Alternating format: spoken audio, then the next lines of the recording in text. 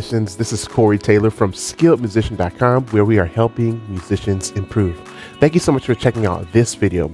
Now, 2 months ago, we put out a video with Erik Miller, one of the guys that really taught me how to play gospel music. And you all seem to really enjoy his teaching. Now, if you haven't seen that video, go check it out. I'll put a link into it in the description box, or a card will pop up somewhere. So we decided to bring Erik back another time to teach on 251, the minor version. Now, if you're looking for a quick tutorial, this is not the one for you. Erik really takes his time and breaks down everything, and then takes each concept through all 12 keys, showing you exactly how to play them so that everyone can understand. So I'm really excited for you. So if this is your first time hearing Erik, well, let me introduce to you my mentor, my friend, and my brother, Erik Miller. Now let's get started.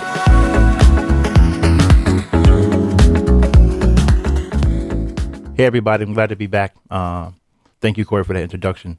So today what we're going to discuss is a pretty cool chord change that I like to focus on, that we use a lot in music. It's a minor 251. Many have heard of a major 251 because the resolution is a major key. In this case, a 1. It would go like this. The 2, 5, 1.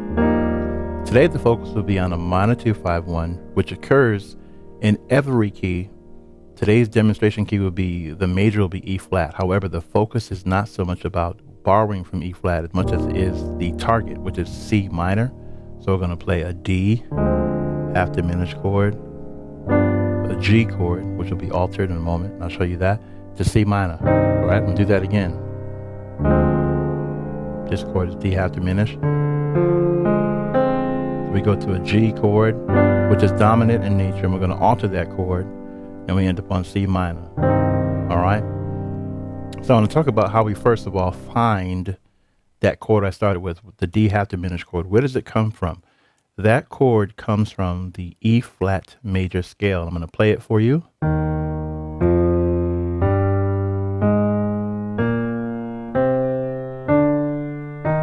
going to go backwards.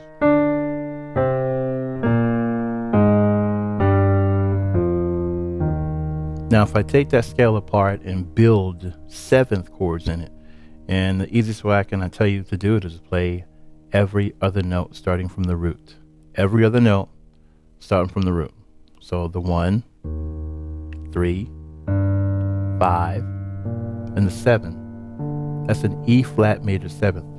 If I take this chord and I ascend or go up the scale like a ladder, and I keep the position in my hand, I have a E flat major 7th, and I have a F minor 7th, a G minor 7th, A flat major 7th. This is a B flat dominant 7th, C minor 7th. Then we have the one we're looking for, D half diminished. It's the 7th chord in the key of E flat. If I played the scale and I broke it up into chords. So it's chord number 7, okay? That's the first chord in a minor 251 progression. So we have this D half diminished chord, also known as D minor 7 flat 5. The next chord we're going to play is a G chord. G leads or lends, or I call leans into C minor, like we got. You ever heard those type of changes? You might hear some going. In the minor 251 that we play, we get another sound. You may have heard that sound before. I'm going to talk about that and how we discover that, and how we can start to identify to create this change in any key we want to play it in. But first you got to kind of know the source, okay? So we now have the idea that this is coming from an E flat major scale. It's the 7th diatonic chord in that scale. And now the G, it's borrowing from another scale, which I won't get into heavily, but I want to tell you how to create this G chord. So the first thing is, if you have a foundation of knowing a G triad, if we add the 7th note, and it's the flattest 7th, or what we call the dominant 7th, it's a whole step below the root. So if the root is G, and I want to make this 7th be flat 7th, instead of playing a half step below, it's a whole step below. So it's G, one whole step below. Now we have a G dominant 7th chord. However, if I do the change like this, that sounds pretty cool, but I like to add color to it.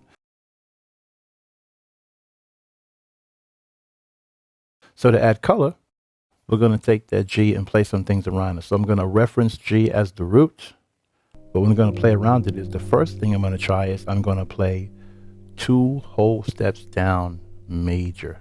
And it's just a triad. So 2 whole steps down from G. Let's start at G. A whole step down. 1 more whole step down. E flat. So I'm going to play E flat over G. Watch this.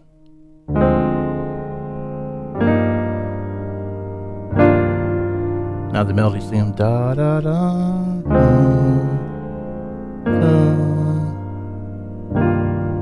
You heard that? I'll do it one more time.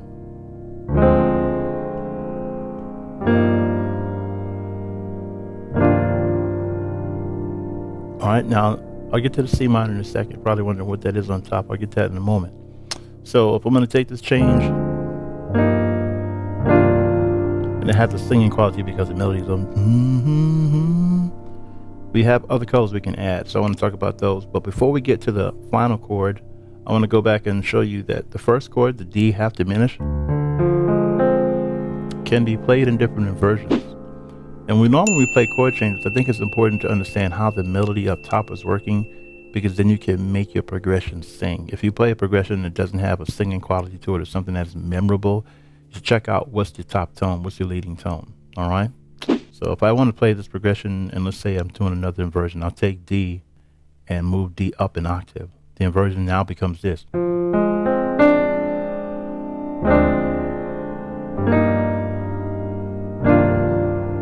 There's the melody go ba da da da da. This.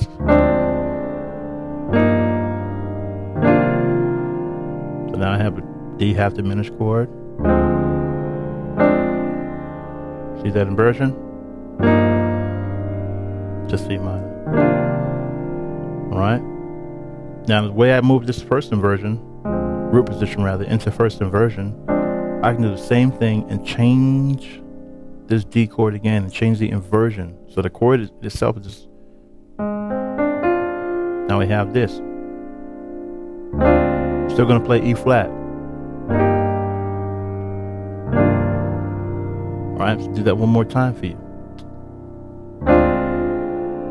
That's the root chord, but it's now been transposed to second inversion. Inverted is what I should say, not transposed. It's been inverted. That's still our D half diminished.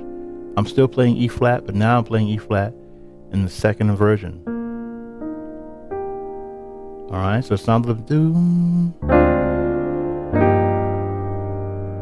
The left hand is still playing G, so I have G. I have the dominant seventh in my left hand, it's representing G, and then I have this. Do it again.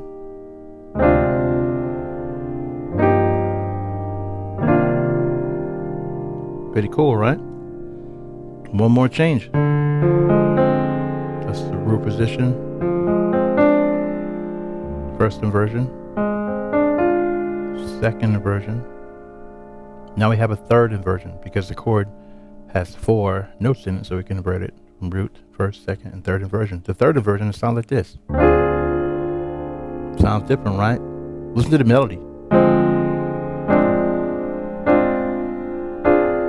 Way different.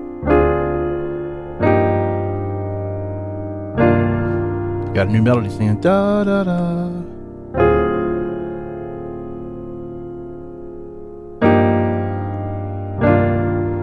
Alright. Next change we're going to do, we're going to take the same idea, and I'm focusing really more like on the D half diminished, but I promise you I'm going to get to the G and the C minor. So for this D half diminished chord, though, we've heard a lot of different changes with these inversions. But what I've heard in gospel music specifically is when we play this inversion right here, we normally can take out the root since it'll be in our hands in the left or someone's foot on the organ, right? If I take this root out, this chord shape-wise is F minor. You see that? F minor. So when I play this chord change, I can start out the minor 2 5 1, and instead of playing it directly down, I can slide a half step down. I can go.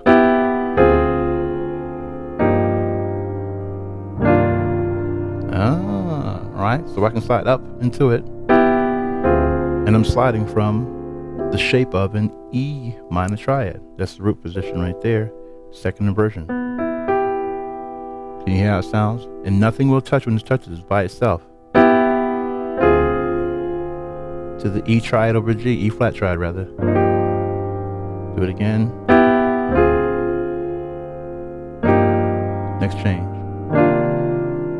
Here, now we got some possibilities. I can go here.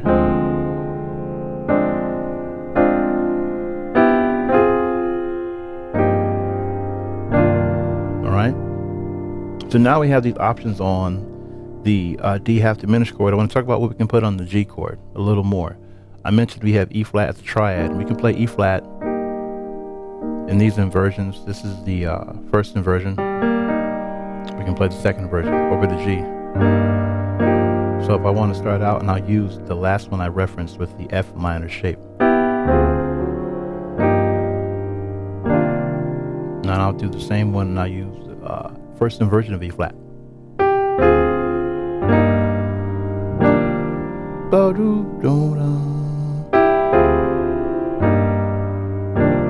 Alright, so that's D half diminished, G.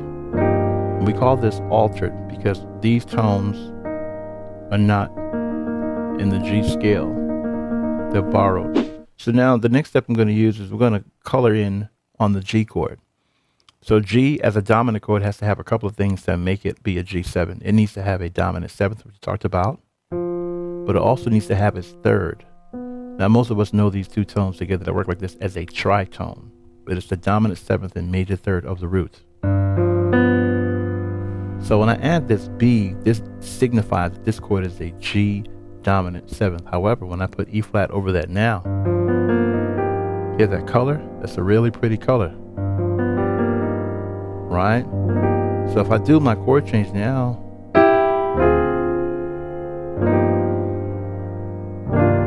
yeah, how pretty that is. Really, really colorful. That G7 has alterations to it. G7 has this note. We count it from G, that's a sharp 9. That'd be a flat 13. Some of you theoretically may say, I'm not interested, and that's okay. However, look at it as E flat triad over G7. So now in combination I have this. All right.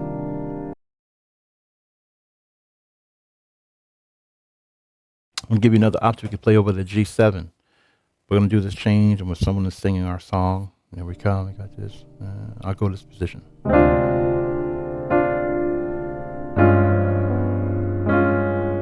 Another colorful sound, right? I want you to look at it from not from a theoretical perspective, but in relation to G. I'm playing a tritone away. Tritone away, for those of you who want to simplify, it is 3 whole steps, technically in either direction. So I'll go up 1 whole step, 2 whole steps, 3. That's a D flat. I'm going to put D flat triad over G7. And again, here's G7. There's the D flat. It even sounds better, right? Do do do da da da. So I play our chord change.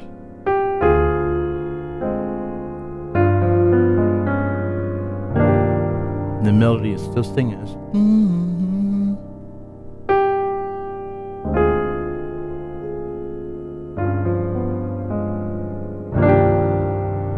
It's pretty cool, right? So now we have a D half diminished. We have a G with 2 alterations so far. We have an E flat over the G7, and we have a D flat over the G7. All right, and we're gonna mix these options up in a moment, so I hope you take an inventory. And I'm gonna go back and kind of do a quick review. We started out with a minor 2-5 change that starts on D half diminished. We established how we find it, and that this chord has inversions. And we can take the last inversion and just use it as a shape. Right? The next thing, we had a G dominant 7th chord, and instead of playing it straight and static, we added some color to it. And to add color, we used a triad a whole step, excuse me, 2 whole steps down. E flat. Then we also did another triad that is a tritone away, or 3 whole steps away in either direction. So G's here, whole step, and the third one, it's D flat. If I went down, it'd be the same thing. It's G, whole step down, the third whole step down.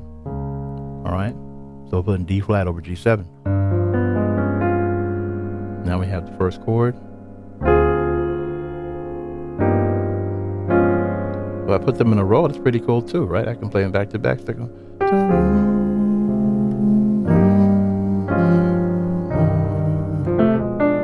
Alright, so now I got this cool change, and it can be done outside of a song or within a song.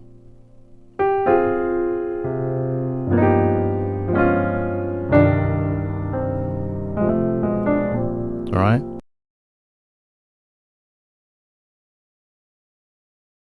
We got one more change we're going to add before we get to our C minor. So on the G, we want to color it. We can also add a tritone, forgive me, not a tritone, a triad. We can add a triad a half step above G, but that triad will be minor. That's A flat minor. Sounds like this. It already has that B in it from the G7. Sounds pretty cool, right? So watch this.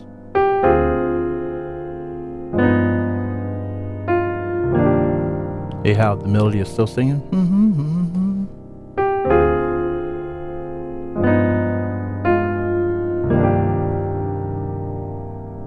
So I'm going to go back. Talk about all the things that are put over G. So G right now we have 3 options.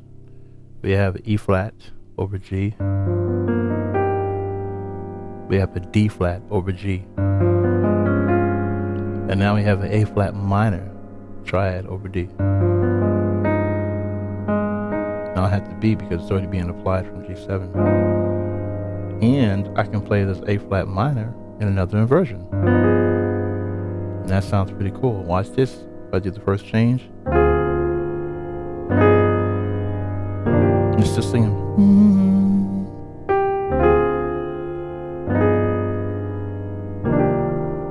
I could also play that A flat minor triad over G in second inversion. Now I have the B as the melody. Let's see how that sounds.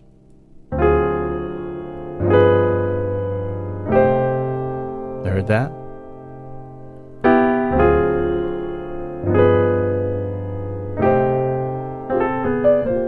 All right. So that idea sounds pretty cool. And I have one more I'm going to do. I'm going to stretch a little bit. We can take the first chord, which was the D half diminished. I'm going to play it in the last reference of having the F shape. All right, we can all see that. And I like to finger chords from left to right in my hand that feel the most natural. So I don't want to have my hand turned or twisted. I normally try to play something like this. Or like this with my hands. I know we have different size hands, all right? Now, the beauty I like about this part I'm going to do now is I normally take this shape. If this shape is F minor, right? On the D half diminished chord, and the shape I'm going to play next is A flat minor, we can walk that shape up, right? So look at F. So we have 3 half steps to travel, right? We put it together, it comes out to be this.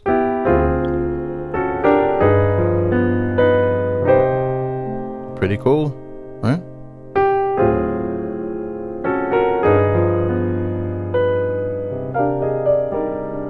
So now we have that arrival at C minor chord. So now I'm going to put it together and use that change. But I'm going to start out with the root position.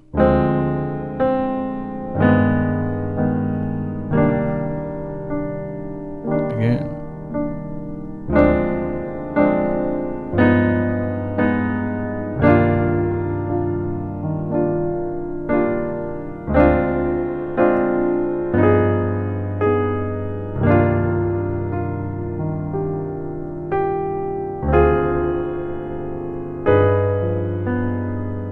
I'm doing it walking up.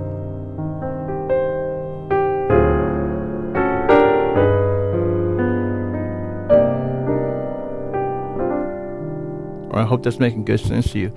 And the idea, again, I'm borrowing my first chord from E flat major, just a D half diminished. But the variations that happen on G are literally related to the roots that I'm playing 2 whole steps down, then 3 whole steps down, which is the D flat, and then the A flat minor triad is a half step above. And what I recommend highly is repeat and talk through your practice. Don't play practicing and just sit there and play. You have to kind of take inventory. So when you start making inventory, give an account for what's in your hands. I'm going to play the first D half diminished chord. What I'm noticing is I have 1 black note in my hand. Take inventory. When I make an inversion of this chord, what I'm always going to know is no matter what I'm playing, if I start to make inversions, 1 black note is still in my hand. 1 black note is still in my hand. 1 black note is still in my hand. And you can start to say those things out loud. So you can say D half diminished, G7 altered. You can say D half diminished, E flat over G7. And when I did that, I just went left to right. You want to make it sound like that and kind of make an arpeggio of it. Alright, so I can do the same thing. D half diminished, D flat over G7. Somebody would just say altered, and that's fine.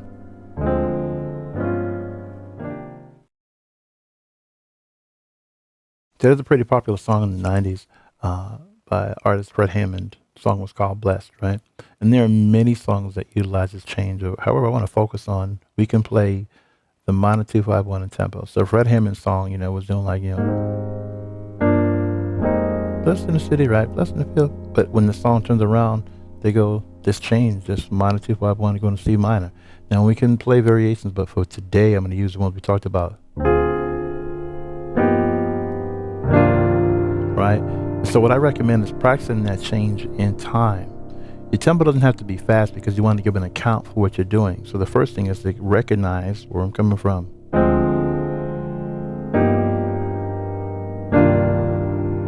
All right? And whatever variation you choose,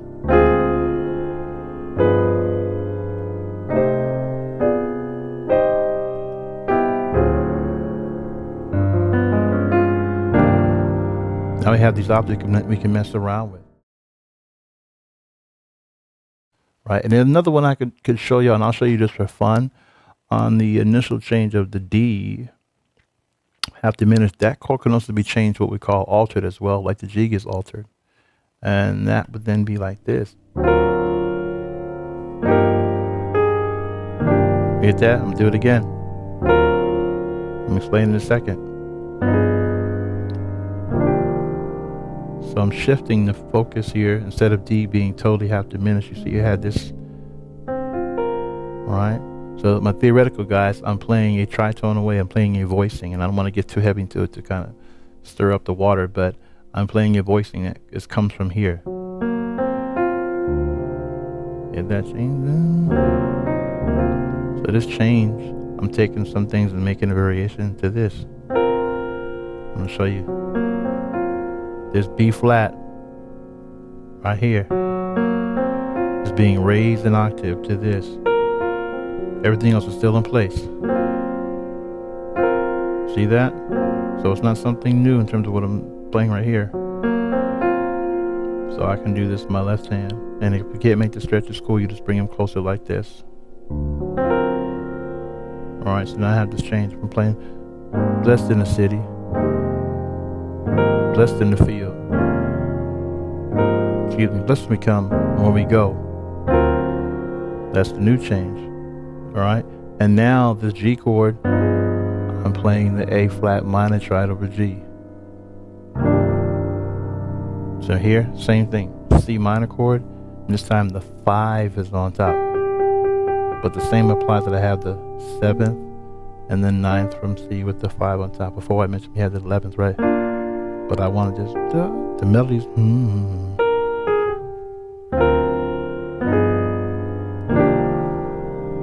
So you can practice that. And it can be played with tempo or without. So if I played it freely and I'm playing, I'll just do this.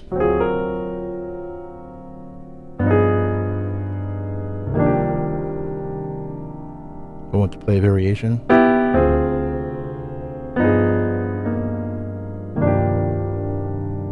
See that? Now this right here, these are from the E flat triad. I just didn't use the G. I kept the top note on A flat.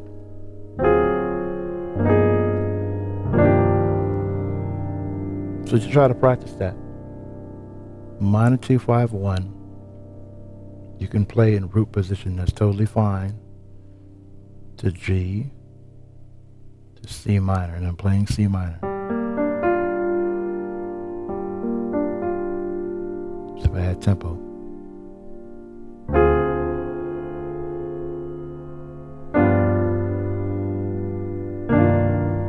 All right, now we're going to color it.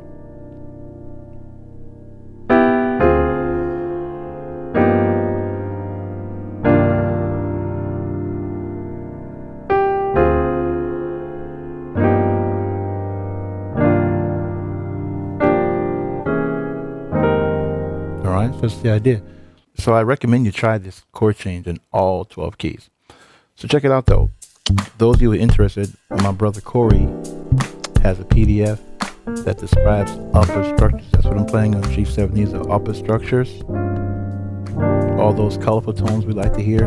He has a PDF describing all those things, plus a 20-minute bonus video, and that link will be put in the description box. So I highly recommend you get that. As much as I believe in practicing and not being overly theoretical in the demonstration video, I do recommend getting an understanding. It is very important. You can practice at your own pace, your own tempo at home, in the privacy of your home, and now you get a hands-on demonstration with a video and a PDF. So I highly recommend that. Look in the description box to get that. Get on it now. It is so important. These videos don't give us enough time to go into the depth and breadth of what we're doing. That's already in our minds that I have practiced myself. But I highly recommend get your hands on some training material to improve your game. It's really important. Get that video. Get your hands. It's gonna be a good thing to add to your library. So what I want to do now is I'm gonna play the minor 2 5 1 change, but don't put a little rhythm on and just play through. I'll let you hear it. But I'm not gonna talk. That way you can get to see it, and the chord changes are gonna appear on the screen. And again, this music is important. You can do a couple of things. I always say about keyboard specifically, or organ or piano. You can see it, right? We can feel it. We can also hear it. So you want to combine all three when you're learning a piece of information. Don't just rely on one source like reading music, which I highly recommend, but you want to read. But the instrument itself has geographics. Feel it, see it, and hear it, right? So I'm going to play some of these things going through the keys, but I'm not going to talk as much as I want to play. I want you to see them, okay? So hang on, here we go.